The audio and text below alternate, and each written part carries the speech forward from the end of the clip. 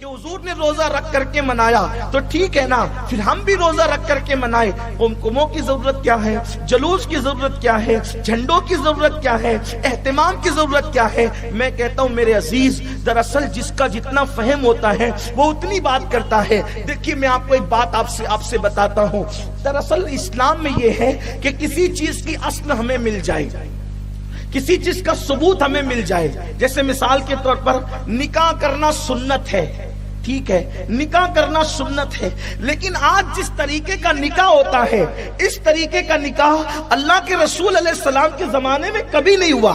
لیکن اس نکاح کو کوئی بدعت نہیں کہتا، اس نکاح کو کوئی حرام نہیں کہتا، اس نکاح کو کوئی شرک نہیں کہتا۔ ہمیں صرف اتنا ثبوت چاہیے تھا کہ نکاح کرنا سنت ہے، اور وہ نکاح کرنے کا ہمیں سنت مل گئی کہ حضور نے نکاح کیا ہے۔ لیکن آپ مجھے بتائیں حضور علیہ السلام نے کیسے نکاح کیا؟ حضور نے جو نکاح کیا تھا اس میں بظاہر کوئی بارات نہیں تھی، ایک بات۔ دوسری بات یہ، مالیگاؤں والوں اپنے لب و لہجے میں بات کر رہا ہوں صرف آپ کو سمجھانے کے لیے، حضور نے جو نکاح کیا تھا اس میں کوئی اغوا نہیں تھا، حضور نے جو نکاح کیا تھا اس میں کوئی بارات نہیں تھی، حضور نے جو نکاح کیا تھا اس میں جو ہے نا وہ اللہ اکبر ناشتہ کرانے کا کوئی سسٹم نہیں تھا، حضور نے جو نکاح کیا تھا اس میں کوئی شامیانہ اور منڈپ نہیں تھا، حضور نے جو نکاح کیا تھا اس میں جو اس طریقے کی پلاؤ بریانی کی کوئی دعوت نہیں ہوئی تھی، حضور نے جو نکاح کیا تھا اس میں تو ولیمے میں ستو کھلائے جاتے تھے۔ ستو اللہ کے رسول نے کھلایا، کھجور کھلائی، دل پر ہاتھ رکھ کر ایمان لگتی کہنا۔ آپ مجھے بتائیں کہ اگر بچے کے ولیمہ میں یا خود کے ولیمہ میں آپ ستو کھلائیں تو آپ مجھے بتائیں کہ 4 گالیاں دے کر کے لوگ جائیں گے اور عوام نہیں دے گی؟ پہلے وہی کبھی اوقات نہیں رہی تو کہیں بلائی اسلاموں کے، یہ بات ہو سکتی ہے نا؟ نہیں، ہنسنے کی بات نہیں ہے۔ میں تو مرغا کھانے والا روز کا آدمی اور یہ دال اور چنا پیسا ہوا مجھے ستو کھلا رہا ہے۔ آپ سے پوچھتا ہوں کہ حضور کے ولیمہ میں تو ستو کھلایا گیا تھا، آج کا ولیمہ ستو پہ ہو سکتا ہے؟ نہیں ہو سکتا۔ لیکن اگر آپ بریانی بنائے، قورمہ بنائے، مٹھائی بنائے تو کوئی نہیں کہتا کہ نا بابا میں نہیں کھاؤں گا، یہ تو بدعت ہے حضور علیہ السلام کے یہاں، بلکہ حضور کی سنت ہے۔ کوئی ثابت نہیں کر سکتا۔ میں چیلنج کرتا ہوں اہل علم کو کہ اللہ کے رسول کی پوری زندگی میں حضور کے دسترخوان پر کبھی 2 قسم کی ڈش جمع نہیں ہوئی۔ حضور علیہ السلام نے سرکے سے روٹی کھائی ہے، لیکن میرے آقا علیہ السلام کے دیوانوں مجھے بتاؤ، آج جب ولیمے میں 4-5 ڈشیں لگتی ہے بلکہ کھانا ضائع ہوتا ہے، ایک پلیٹ 2-2 ہزار روپے کی بنتی ہے، آرڈر دیے جاتے ہیں، لوگ 2-2 4-4 لقمے کھا کر کے پوری پلیٹ پھینک دیتے ہیں، اس کی طرف لوگوں کی توجہ نہیں ہے۔ لیکن آپ مجھے بتائیں کیا اس کو کوئی حرام کہہ سکتا ہے کہ آپ نے 2 ڈش کیوں بنائی، آپ نے 4 ڈش کیوں بنائی، آپ نے 5 ڈش کیوں بنائی؟ کوئی اس کو حرام نہیں کہتا، کوئی اس کو شرک نہیں کہتا، کوئی اس کو بدعت نہیں کہتا۔ کیوں نہیں کہتا؟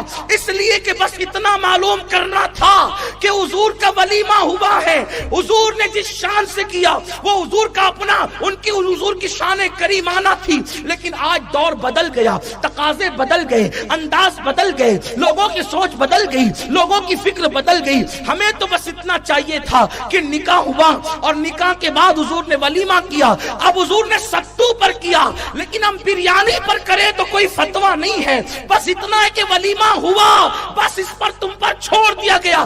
اب تمہارا ذوق ہے بس ناجائز کام نہ کرنا، لوگوں کا دل خوش کرتے چلے جانا بلا تمثیل۔ حضور نے روزہ رکھ کر کے اپنا میلاد منایا، اب اگر کوئی کھلا کر کے میلاد منائے تو رکھنے اور کھلانے کی بات نہیں ہے۔ حضور نے میلاد منایا، آپ بھی منائیے، آپ کے ذوق پہ چھوڑ دیا گیا ہے۔ جس شان سے چاہے مناتے رہیے، جیسا عشق کی اجازت دے مناتے رہیے، بس بات تو خوشی کرنے کی ہے، بات تو خوشی کرنے کی ہے۔ اور رہی بات اگر یہ ہے کہ روزہ رکھا لیکن ٹھیک ہے ہم بھی رکھیں گے، ہم نہیں کھلائیں گے، تو حضور نے کبھی رکھ کر کے روزہ رکھ کر میلاد منایا، کبھی کھلا کر میلاد منایا۔ الحاوی للفتاوی میں امام جلال الدین سیوطی نے لکھا ہے کہ سیدنا صدیق اکبر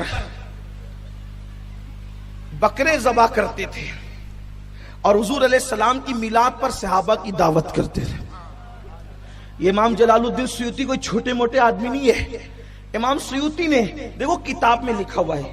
آج کل ایک سوچ بن گئی ہے ہماری قوم کے چھوکروں کی جن کو علم نہیں ہے کہ جو ہمارے علم میں نہیں وہ کتاب میں ہے ہی نہیں. اہل علم کو سب پتا ہے، لیکن اب جہالت سب سے بڑی وبا ہے. تو آپ کو جو نہیں معلوم ہے آپ علم والوں کے پاس ہے. قرآن کہتا ہے، کیا کہتا ہے کہ تمہیں نہیں معلوم ہے تو یہ ٹنڈورا پیٹو کہ ہے ہی نہیں. اگر چمگادڑ کو سورج سے تکلیف ہے، وہ کہتے کہ سورج ہے ہی نہیں، آنکھ بند کر کے پڑھی سورج ہے ہی نہیں. قصور تو اس بڑی بھی کا ہے نا کہ جس کو سورج نظر نہیں آتا. لیکن اللہ اکبر، جو آنکھ والا ہے وہ تو سورج دیکھتا ہے. تو کیا کرنا چاہیے؟ قرآن کہتا ہے فَاسْأَلُوا أَهْلَ الذِّكْرِ إِن كُنتُمْ لَا تَعْلَمُونَ، کہ اگر تم نہیں جانتے تو علم والوں سے پوچھ لیا کرو.